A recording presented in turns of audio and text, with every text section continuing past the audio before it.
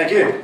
My name's Simon Butt. I'm the CEO of Manteena. We're a commercial construction company based here in Canberra and do work all around Australia and a little bit overseas as well. My topic, challenges and opportunities facing cities of the future in housing. I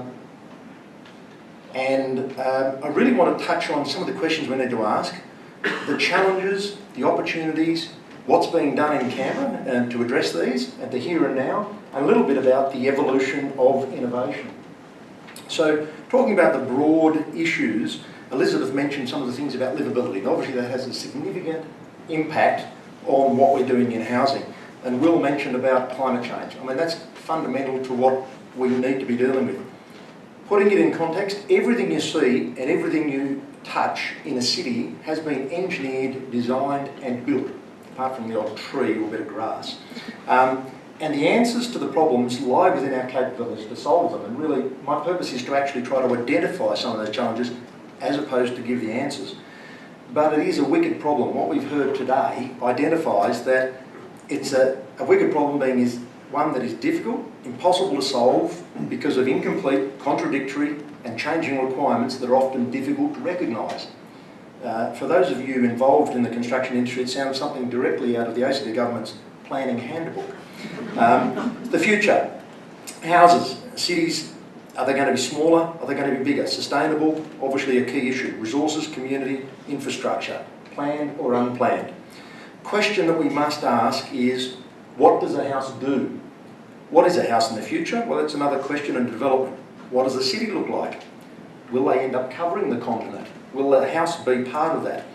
Obviously, a house broadly must provide shelter, be robust, privacy, it provides a place for families to grow, community, be sustainable, of course, stimulating, and to be attainable for everybody in the community. The challenges, just running through the key ones that in housing is planning is one of the key issues that we deal with.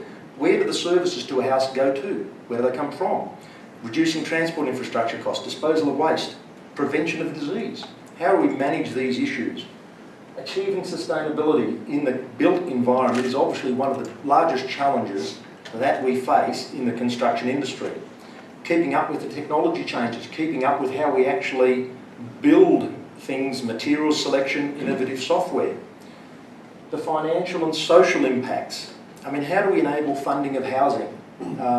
Obviously, we've seen the growth of housing as people have evolved and humans have evolved. Getting housing construction to stimulate local economies is fundamental and certainly what governments spend a lot of time on. Social, providing for the sick, the homeless, the impaired. And how do we make them big enough? Just. For friends, for family to say expandable. We need to do it smartly. We need to educate our younger people. Is part of the process. So there's some of the challenges. What are the opportunities? And there are some fantastic opportunities in what we might come up with to develop housing that meets our social objectives.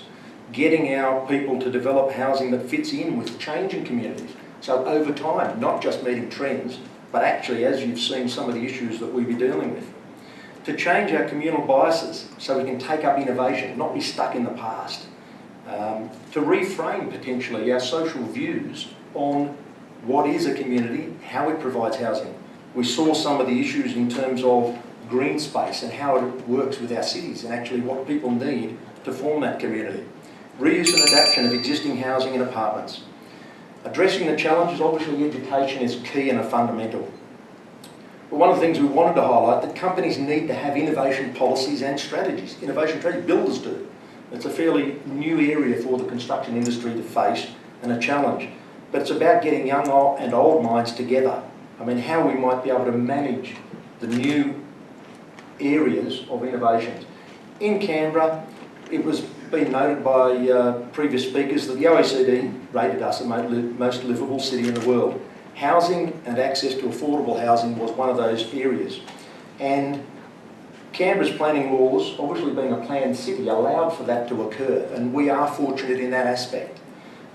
This is a planned city, and we need to promote the investing in ideas and, as I would like to put it, the evolution of innovation. you've heard a lot about technology and actually seen some great advances that are occurring.